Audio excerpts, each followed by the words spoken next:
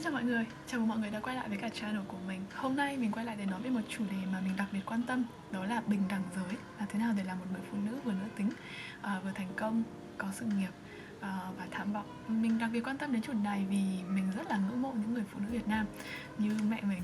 Người phụ nữ Việt Nam thì qua lịch sử đều có những cái vai trò rất là lớn. Mình có thể nói tới Hai Bà Trưng hay là cô Võ Thị Sáu. Và trong cái thời hiện đại thì cũng có rất là nhiều nữ doanh nhân ở Việt Nam rất là thành công, như cô Thảo, Sovico, hoặc là cô Hương ở Vingroup. Cái mẫu người phụ nữ Việt Nam lý tưởng thường sẽ tụ họp hai điều. Thứ nhất là họ đều phải giỏi việc nước, đảm nhiệm cái việc kiếm tiền, kinh doanh rất là nhiều. Và một mặt nữa thì sẽ vẫn có cái chế độ, một phần đó nó gia trưởng nam giới sẽ vẫn là chủ của gia đình, sẽ vẫn là người quyết định khá là nhiều thứ trong gia đình. Thực ra cái này không chỉ là ở Việt Nam mà cũng ở khá là nhiều nước. Phụ nữ sẽ có cái vai trò là chăm con, dọn dẹp, nấu ăn. Mình nghĩ là người phụ nữ ở Việt Nam có rất là nhiều áp lực để tụ họp được hai cái điều này, là hai điều rất là đối lập, và vì thế mà mình rất là ngưỡng mộ họ. Tuy nhiên thì mình nghĩ là với toàn cầu hóa, với sự hiện đại hóa thì có một số giá trị truyền thống càng ngày càng đối lập với cả những cái tư tưởng mới về cái vai trò của người phụ nữ. Vì thế mà mình muốn làm video này để nói về một số suy nghĩ mà mình tin vẫn tạo trở ngại cho bình đẳng giới ở Việt Nam. Mình làm video này cho những bạn nữ vẫn đang tìm cách để khẳng định bản thân mình, nhưng cũng là cho những bạn nam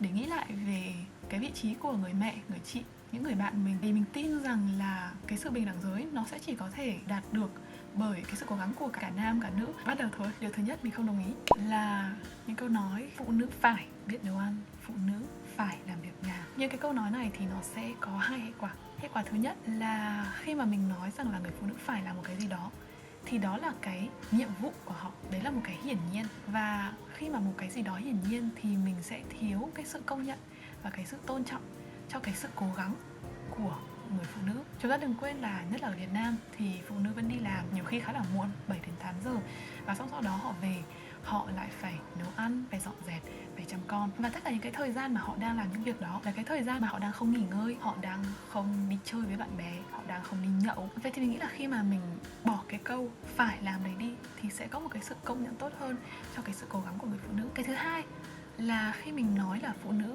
phải làm tất cả những việc này thì nó cũng sẽ đi kèm với việc là đàn ông không bắt buộc, không phải làm những việc đó. Và cái đó nó cũng sẽ được nhìn thấy ở trong cái sự giáo dục của khá là nhiều gia đình, khi mà rất là nhiều người con trai không biết nấu ăn và không biết chăm sóc một chút nào cho bản thân mình. Vậy thì cái chuyện này nó không chỉ xấu cho cái việc là mình tạo áp lực vào người phụ nữ, mà nó lại còn xấu cho chính những cái người đàn ông khi mà họ không thể nào chăm sóc được bản thân mình. Từ khi nào cái sự sinh tồn hay là chăm sóc bản thân có giới tính nữ? Điều thứ hai mình không đồng ý là phụ nữ mà giỏi quá, hay tham vọng quá, hay có sự nghiệp tốt quá thì đàn ông sẽ không thích đâu. Thứ nhất là tại sao người phụ nữ lại phải đặt cái giá trị của mình qua cái ánh nhìn của người đàn ông mà không phải là có cái ánh nhìn của chính bản thân mình. Điều thứ hai là nếu mà một người đàn ông thực sự không thích một người phụ nữ vì họ giỏi quá hay tham vọng quá thì nó có thể đến từ hai lý do. Thứ nhất, có thể họ mong là cái người phụ nữ đồng hành với họ sẽ chăm sóc gia đình nhiều hơn, bởi vì chính họ cũng sẽ có một cái sự nghiệp rất là bận rộn. Điều thứ hai có thể là họ tự ti. Nếu mà thực sự người đàn ông cảm thấy tự ti thì tại sao cái trách nhiệm lại là ở người phụ nữ để bớt mình đi, để bớt giỏi đi, để cho cái người đàn ông không cảm thấy tệ về bản thân mình? Tại sao không phải là cái nhiệm vụ hay cái trách nhiệm của người đàn ông là làm cho mình giỏi lên, học hành nhiều hơn để có thể không cảm thấy tệ nữa? Trong những người bạn của mình thì thực sự là những người bạn nam mà giỏi nhất, thành công nhất thường là những người ủng hộ bình đẳng giới nhiều nhất, là tại vì thứ nhất là họ quá là bận rộn với cái cuộc sống và cái sự nghiệp của chính bản thân họ. Thứ hai là họ cũng thấy rằng nếu mà những người phụ nữ giỏi lên và có những sự nghiệp tốt thì nó cũng sẽ tốt cho xã hội nói chung. Về cái mặt gia đình, có thể là người đàn ông sẽ mong là cái người phụ nữ đi đồng hành với mình, đầu tư nhiều thời gian vào gia đình hơn. Thực sự là gần đây mình có học ở trong Becoming của Michelle Obama, để mà có một tổng thống Barack Obama thì thực ra là có cả một người phụ nữ rất là mạnh mẽ là Michelle Obama đằng sau. Bà không chỉ là một người rất là giỏi, một người luật sư rất là giỏi, nhưng bà cũng là một người thực sự là đã hy sinh cái sự nghiệp của mình để chăm sóc cho gia đình, ủng hộ Barack Obama. Nhưng mình tin rằng là cái sự hy sinh đó nó là hệ quả của sự trao đổi, thỏa thuận giữa hai người nó không phải là một cái điều hiển nhiên. Vậy nên mình không đồng ý với những cái suy nghĩ rằng là người phụ nữ phải bớt cái sự nghiệp của họ đi trong khi họ vẫn còn chưa có gia đình. Mình tin rằng những cái sự lựa chọn này, những cái câu hỏi về cái sự hy sinh hay không, nó sẽ chỉ đến vào đúng cái thời điểm đó ấy, mà thôi. Cái điều thứ ba mình không đồng ý là khi mọi người nói cái quan trọng nhất trong cuộc đời của người phụ nữ là người đàn ông mà họ lấy, hay là con gái khi mà đi lấy chồng thì coi như là mất. Thực ra cái người bạn đồng hành trong cuộc sống của mình là một trong những lựa chọn quan trọng nhất, dù có thể là người đàn ông hay là người phụ nữ. Tuy nhiên cái ý đằng sau là cái giá trị của người phụ nữ cuối cùng vẫn là đi qua cái người đàn ông mà họ lấy. Tại sao giá trị của người phụ nữ lại phải nằm ở ngoài họ? Và cái chuyện con gái khi mà đi lấy chồng thì mất thì mình nghĩ là có thể nó đúng cho cái xã hội phong kiến ngày xưa, vẫn có thể chăm sóc bố mẹ, và làm gì có ai có thể thay thế được cái tầm quan trọng của bố mẹ mình trong cuộc sống của mình. Tất cả những cái này nó đều dựa trên cái mô hình xã hội phong kiến mà bây giờ nó không thực sự áp dụng nữa. Và thứ hai là vì khi mình nghĩ là giá trị của người phụ nữ hoàn toàn dựa trên cái người đàn ông mà họ lấy như vậy thì nó cũng tạo rất là nhiều áp lực cho cái người đàn ông phải là người đi kiếm tiền, phải là người trụ cột cho gia đình. Tại sao mình không nghĩ rằng cái sự cố gắng đấy nó phải đến từ cả hai người, biết chăm sóc cho người khác hay là có sự nghiệp? Mình tin rằng những cái giá trị đó nó không có giới tính, nó nên được dạy cho cả con trai lẫn con gái. Điều thứ tư mà mình không đồng ý là khi một số người nói rằng phụ nữ không thể nào là đàn ông được. Well, đúng, phụ nữ không thể nào là đàn ông được. Phụ nữ về mặt gen là XX và đàn ông theo mặt gen là XY. Sinh lý, sinh học thì phụ nữ không thể nào là đàn ông. Cái mình không đồng ý là khi những cái câu nói này bị lạm dụng để biện minh cho những cái câu nói bất bình đẳng, thiên mệnh của nam giới là làm chính trị hay làm kinh tế. Người phụ nữ yếu ớt hơn nên họ không thể nào nắm những cái vị trí lãnh đạo được. Nam giới không khéo léo bằng nên họ không thể nào nấu ăn, không thể nào làm việc nhà được. Những cái câu nói này nó có thể đúng khi mà mình lấy nhiều người đàn ông và nhiều người phụ nữ và xem cái trung bình ở trong cái nhóm đó.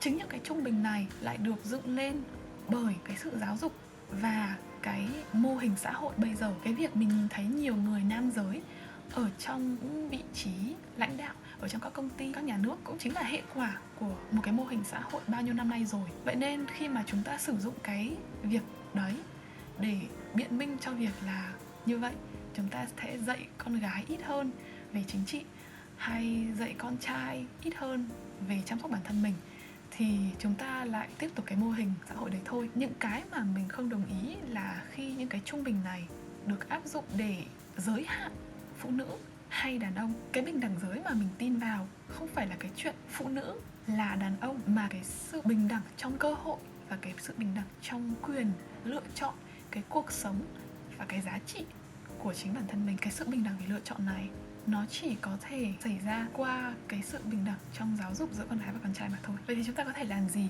với những điều nêu trên? Chúng ta có thể định nghĩa lại tất cả những giá trị và những cái chuẩn mực cho chính chúng ta. Những giá trị gì là những giá trị quan trọng nhất với mình? Một con người tốt là gì? Là ai? Là như thế nào?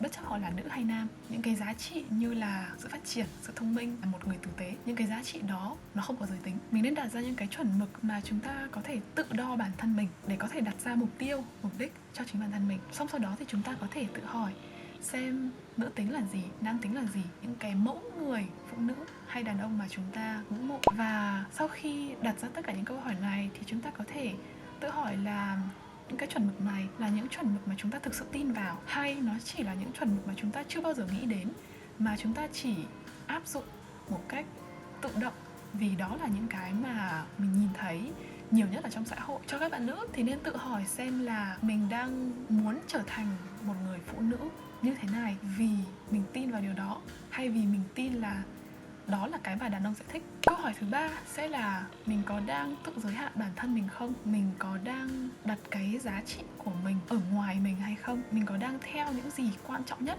trong cái thời điểm hiện tại hay không? Những cái giá trị, những cái mục tiêu tất nhiên là nó cũng sẽ thay đổi với thời gian. Ở tuổi 25 thì mình không thể nào có những cái mục tiêu giống như lúc mà mình ở tuổi 45 được. Vậy thì cứ để cho thời gian làm việc của thời gian, và mình chỉ làm những cái điều tốt nhất cho cái thời gian hiện tại thôi. Thì mình tin rằng là chỉ có khi nào mình đặt ra những cái giá trị những cái mục tiêu cho bản thân mình thì mình mới có thể bắt đầu sống thật với bản thân mình. Và chỉ có khi nào mình sống thật với bản thân thì mình mới có thể sống một cách hạnh phúc.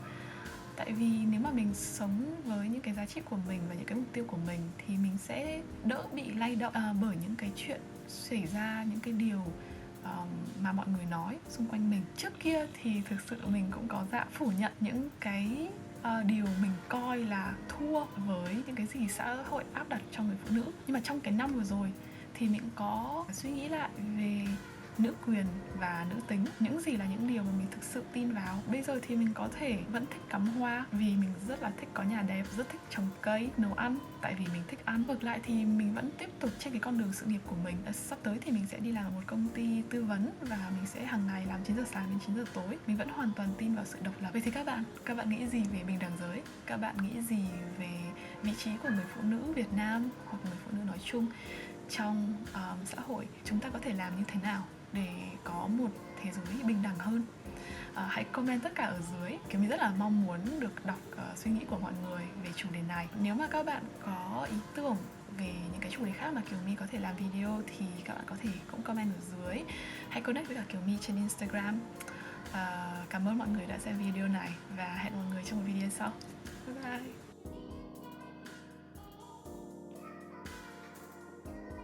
Nếu mà các bạn muốn học thêm về nữ quyền và về bình đẳng giới thì mình cũng recommend các bạn channel Banana ơi. Mình sẽ để ở trong phần description. Chị ý có nói những cái điều mình thấy khá là hay về cái chuyện con gái không lấy chồng thì gọi là ế, những cái quan điểm sai về nữ quyền.